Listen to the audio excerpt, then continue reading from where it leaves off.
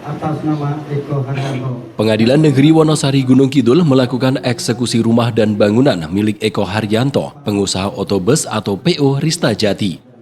Lahan dan bangunan terpaksa dieksekusi karena sudah ada pelelangan setelah Eko tak mampu melunasi hutangnya di bank. Puluhan personil gabungan bersenjata lengkap mengawal proses pengosongan lahan yang berada di perbatasan Gunung Kidul, Klaten tersebut. Sementara belasan anggota keluarga sudah berjaga di bangunan tersebut untuk menolak eksekusi.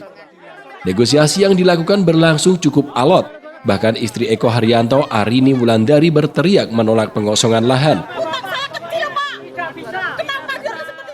Kericuhan sempat mewarnai proses eksekusi ini. Pemilik lahan bersikukuh tidak ingin mengosongkan lahannya.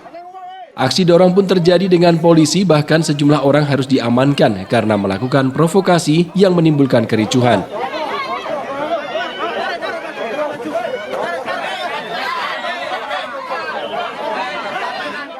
Sengketa ini berawal saat Eko Haryanto mengagungkan 4 buah sertifikat tanah sebagai jaminan pinjaman ke bank senilai 150 juta pada 2011 lalu dan mampu melunasinya.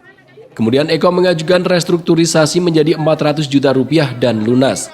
Terakhir Eko kembali mengajukan 600 juta, namun usahanya mengalami pailit hingga tak bisa membayar angsuran. Pihak bank akhirnya melelang lahan dan bangunan tersebut.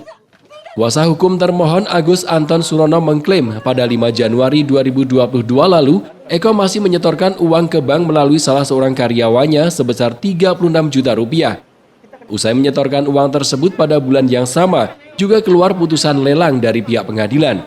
Merasa ada keanehan, pihaknya mengajukan gugatan ke Pengadilan Negeri Wonosari dan belum ada putusan hingga proses eksekusi.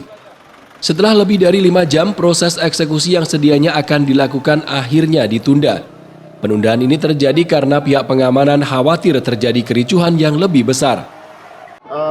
Mulai 2021 akhir, itu Pak Eko sudah berusaha mengangsur sebesar 36 juta itu, tetapi dari pihak perbankan itu tidak dimasukkan ke angsuran pokok, namun dimasukkan ke tabungan, sehingga proses pelaksanaan lelang tetap dilakukan.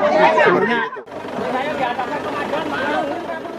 Menanggapi penundaan eksekusi, kuasa hukum pemenang lelang Anggiat Napitupulu mengaku kecewa. Meski begitu, pihaknya tetap menghormati putusan penundaan.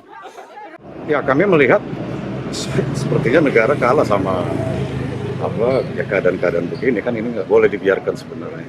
Harusnya kan tindakan tegas lah ya. Harapan dari pemenang lelang sudah Pak? Ya, tetap kami akan mencari keadilan itu, dan bicara ini adalah sudah menjadi hak kami, menjadi hak daripada klien kami, bahwa yang objek ini udah atas nama beliau. Anjar Ardityo, Jogja TV. Bahaya toh Pak, saya mau kerjasamanya.